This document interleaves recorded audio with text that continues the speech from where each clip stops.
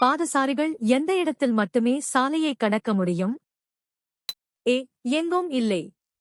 B. எங்கு வேண்டுமானாலும். C. வரிக்குதிரை கடக்கும் இடத்தில் ஜெப்ரா கிராசிங். டி. சிக்னல்களுக்கு அருகில். சரியான பதில் சி. வரிக்குதிரை கடக்கும் இடத்தில் ஜெப்ரா கிராசிங். 1. வரிக்குதிரை கடக்கும் இடங்கள் பாதசாரிகளின் பாதுகாப்பிற்காக சாலைகளில் பிரத்யேகமாக குறிக்கப்பட்டுள்ளன. மோட்டார் வாகன சட்டத்தின்படி இங்கு பாதசாரிகள் கடக்கும்போது வாகனங்கள் நிறுத்தப்பட வேண்டும். மாநில அரசின் சூழலில் உண்மையான தலைவர் யார்? ஏ. ஆளுநர் கானா. பி. குடியரசுத் தலைவர் பிரசிடென்ட். சி. சபாநாயகர் ஸ்பீக்கர். டி. முதலமைச்சர் சீஃப் மினிஸ்டர். சரியான பதில் டி. முதலமைச்சர் சீஃப் மினிஸ்டர். 4. சரியான விடை டி. சோகஸ்மெலி. இந்திய நாடாளுமன்ற ஆட்சி முறையில் முதலமைச்சர் மாநில அரசின் உண்மையான நிர்வாகத் தலைவராக டே ஃபேக்டோ ஹெட் செயல்படுகிறார். பதவி நீக்க விதிகள் மூலம் உச்சநீதிமன்ற நீதிபதிகளை நீக்க யாருக்கு அதிகாரம் உள்ளது? ஏ. குடியரசுத் தலைவர் தி பிரசிடென்ட். பி. நாடாளுமன்றம் தி பார்லிமெண்ட். சி. பிரதமர் தி பிரைம் மினிஸ்டர். டி. தலைமை நீதிபதி தி சீஃப் ஜஸ்டிஸ். சரியான பதில் பி. நாடாளுமன்றம் தி பார்லிமெண்ட். 10. உச்சநீதிமன்ற நீதிபதிகளை நீக்கும் அதிகாரம் நாடாளுமன்றத்திற்கு மட்டுமே உள்ளது. இதற்கு இரு அவைகளிலும் சிறப்பு பெரும்பான்மை தேவை. நிரூபிக்கப்பட்ட தவறான நடத்தை அல்லது திறமையின்மை அடிப்படையில் மட்டுமே இந்த நீக்கம் நடைபெறும். சர்வதேச குழந்தைகள் ஆண்டு எந்த சர்வதேச அமைப்பால் அறிவிக்கப்பட்டது? A. UNICEF UNICEF. B. UNESCO UNESCO. C. உலக சுகாதார அமைப்பு WHO. டி. ஐக்கிய நாடுகள் சபை UNO. சரியான பதில் டி. ஐக்கிய நாடுகள் சபை UNO. ஐக்கிய நாடுகள் சபை UNO 1979 ஆண்டை சர்வதேச குழந்தைகள் ஆண்டாக அறிவித்தது. குழந்தைகளின் நலன், கல்வி மற்றும் உரிமைகள் குறித்த விழிப்புணர்வை உலகளவில் ஏற்படுத்த இந்த அறிவிப்பு வெளியிடப்பட்டது. இந்திய அரசியலமைப்பு எப்போது நடைமுறைக்கு வந்தது? ஏ. ஜனவரி 26, 1950. பி. 15 ஆகஸ்ட் 1947. சி. நவம்பர் 26, 1949. டி. ஜனவரி 1, 1948. சரியான பதில் ஏ. ஜனவரி 26, 1950. 3. சரியான விடை ஏ. சோகஸ்மெலி. இந்திய அரசியலமைப்பு 1950 ஆண்டு ஜனவரி 26 ஆம் நாள் நடைமுறைக்கு வந்தது. இந்நாளை நாம் குடியரசு தினமாக கொண்டாடுகிறோம். 1930 இல் அறிவிக்கப்பட்ட பூர்ண ஸ்வராஜ் தீர்மானத்தை நினைவுகூரும் வகையில் இந்த தேதி தேர்ந்தெடுக்கப்பட்டது. 108 அவசரகால பதில் சேவையின் கட்டணம் என்ன? ஏ. இது அவசர வகையை பொறுத்தது. பி. இது பகுதி மானியத்துடன் வழங்கப்படுகிறது. சி. இது ஒரு கட்டணச் சேவை. டி. இது ஒரு இலவச சேவை. சரியான பதில் டி. இது ஒரு இலவச சேவை. சரியான விடை டி. சோகஸ்மெலி. 108 அவசரகால ஆம்புலன்ஸ் சேவை என்பது பொதுமக்களுக்கு அரசு வழங்கும் முற்றிலும் இலவசமான சேவையாகும். விபத்துக்கள் மற்றும் மருத்துவ அவசர காலங்களில் உயிரை காக்க இது எவ்வித கட்டணமுமின்றி இயக்கப்படுகிறது. ஆங்கிலோ இந்திய சமூகத்தைச் சேர்ந்த எத்தனை நபர்களை குடியரசுத் தலைவர் லோக் சபாவிற்கு நியமிக்க முடியும்? ஏ. 3. பி. 2. சி. 4. டி. 1. சரியான பதில் பி. 2. 7. இந்திய அரசியலமைப்பு சட்டத்தின் 331வது பிரிவின் கீழ் ஆங்கிலோ இந்திய சமூகத்திற்கு போதுமான பிரதிநிதித்துவம் இல்லை என்று கருதினால் குடியரசுத் தலைவர் இருவரை லோக் சபாவிற்கு நியமிக்கலாம். கிராம பஞ்சாயத்து உறுப்பினர்கள் முதன்மையாக எவ்வாறு தேர்ந்தெடுக்கப்படுகிறார்கள்? ஏ. மக்களால் நேரடி தேர்தல் மூலம். பி. மாநில அரசாங்கத்தால் நியமனம் மூலம். சி. மறைமுக தேர்தல் மூலம். டி. பரிந்துரை மூலம். சரியான பதில் ஏ. மக்களால் நேரடி தேர்தல் மூலம். இந்திய அரசியலமைப்பின் 73வது சட்ட திருத்தத்தின்படி கிராம பஞ்சாயத்து உறுப்பினர்கள் மற்றும் தலைவர்கள் மக்களால் நேரடியாக தேர்ந்தெடுக்கப்படுகிறார்கள். இது அடிமட்ட அளவில் ஜனநாயக பங்கேற்பை உறுதி செய்வதற்காக இரகசிய வாக்குப்பதிவு மூலம் நடத்தப்படுகிறது. பிரிக்ஸ் உருவாவதற்கு குறிப்பிடப்பட்டுள்ள காரணங்களில் ஒன்று என்ன? ஏ. கலாச்சார பரிமாற்றத்தை ஊக்குவித்தல்.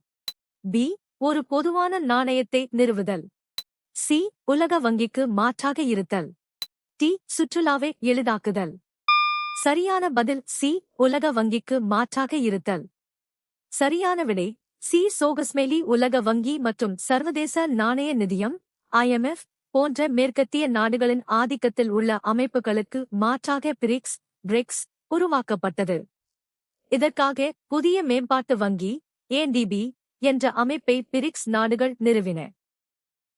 மக்களால் மக்களுக்காக மக்களின் அரசாங்கம் என்று ஜனநாயகத்தை வரையறுத்தவர் யார்? A. Jawaharlal Nehru. B. Abraham Lincoln. C. Mahatma Gandhi. D. Nelson Mandela. சரியான பதில் பி. Abraham Lincoln. சரியான விடை ஆபிரகாம் லிங்கன் கெட்டிஸ்பர்க் உரையின் போது ஜனநாயகத்தை மக்களால் மக்களுக்காக மக்களின் அரசாங்கம் என்று புகழ் பெற்ற முறையில் வரையறுத்தார். இவர் அமெரிக்காவின் 16வது ஜனாதிபதி ஆவார். இந்தியாவின் பன்முகப்பட்ட மதம் மற்றும் கலாச்சார பின்னணி காரணமாக எந்த கருத்து விலைமதிப்பற்றதாக விவரிக்கப்படுகிறது? ஏ. பொதுவுடைமை கம்யூனிசம். பி. ஒரு கடவுள் வழிபாடு மோனோதீசம். சி. ஏகாதிபத்தியம் இம்பீரியலிசம். டி. மதச்சார்பின்மை செக்யுலரிசம். சரியான பதில் டி. மதச்சார்பின்மை செக்யுலரிசம். 2. சரியான விடை டி. சோகஸ்மேலி இந்தியா பல்வேறு மதங்களைக் கொண்ட நாடு என்பதால் அரசு அனைத்து மதங்களையும் சமமாக நடத்தும் மதச்சார்பின்மை கொள்கை அவசியமானது. இந்திய அரசியலமைப்பின் 42வது திருத்தத்தின் மூலம் மதச்சார்பின்மை என்ற சொல் முகப்புரையில் சேர்க்கப்பட்டது. ஒற்றைக் கட்சி முறைக்கு எடுத்துக்காட்டாக உள்ள நாடு எது? A. India. B. Germany. C. America United States. D. வட கொரியா நார்த் கொரியா. சரியான பதில் டி. வட கொரியா நார்த் கொரியா. 5. சரியான விடை டி. சோகஸ்மேலி வட கொரியாவில் ஒரே ஒரு அரசியல் கட்சி மட்டுமே ஆட்சியில் இருக்க அனுமதிக்கப்படுகிறது. இது ஒற்றைக் கட்சி முறைக்கு சிறந்த உதாரணமாகும். சீனா மற்றும் கியூபா ஆகிய நாடுகளும் இவ்வகை ஆட்சி முறையை பின்பற்றுகின்றன. அரசு தவறானது என கருதும் நடத்தை அல்லது செயல்களை எந்த வகை சட்டம் கையாளுகிறது? ஏ. ஒப்பந்தச் சட்டம் கான்ட்ராக்ட் லா. பி. குற்றவியல் சட்டம் கிரிமினல் லா. சி. சொத்துச் சட்டம் ப்ராப்பர்ட்டி லா. டி. உரிமையியல் சட்டம் சிவில் லா. சரியான பதில் பி. குற்றவியல் சட்டம் கிரிமினல் லா.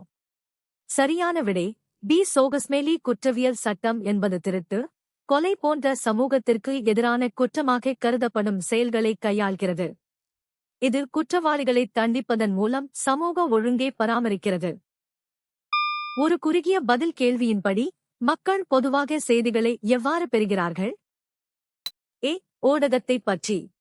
பி. குறிப்பிட்ட செய்தி ஆதாரங்கள் மூலம். சி. பொதுமக்கள் வழியாக. டி. நேரடி கவனிப்பு மூலம். சரியான பதில் பி. குறிப்பிட்ட செய்தி ஆதாரங்கள் மூலம். 9. மக்கள் செய்தித்தாள்கள், தொலைக்காட்சி செய்திகள் மற்றும் இணையதளம் போன்ற பல்வேறு செய்தி நிறுவனங்கள் வழியாக தகவல்களை பெறுகிறார்கள். இந்த ஆதாரங்கள் உலக நிகழ்வுகளை தொகுத்து மக்களுக்கு வழங்குகின்றன. தேசிய மனித உரிமைகள் ஆணையம் எந்த தேதியில் நிறுவப்பட்டது? A. October 12, 1993. October 12, 1993. B. August 15, 1947. August 15, 1947. C. 26, 1950. 26 January 1950. D. December 10, 1948. December 10, 1948.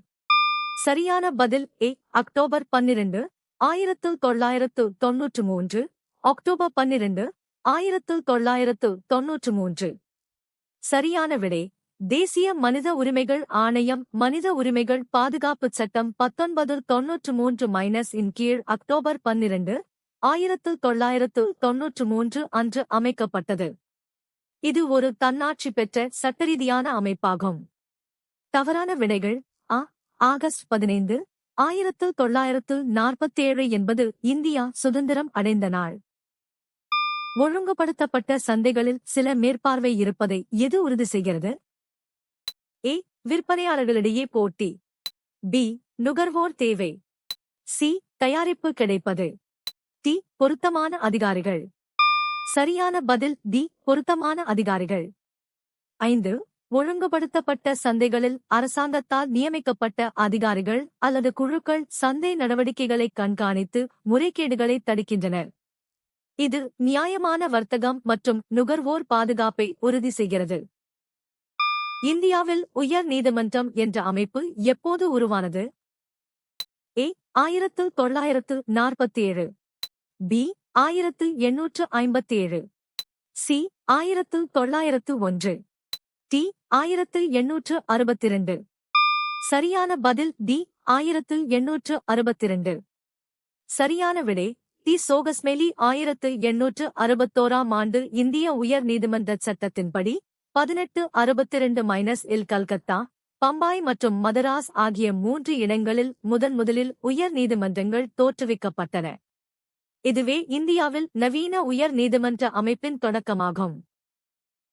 44வது திருத்தச் சட்டம் எப்போது நிறைவேற்றப்பட்டது? ஏ. 1980. பி. 1982. சி. 1978. டி. 1976. சரியான பதில் சி. 1978. சரியான விடை 44வது அரசியலமைப்பு திருத்தச் சட்டம் 1978 ஆண்டு மொரார்ஜி தேசாய் தலைமையிலான ஜனதா அரசாங்கத்தால் கொண்டுவரப்பட்டது. நீங்கள் எத்தனை சரியாக பதிலளித்தீர்கள்?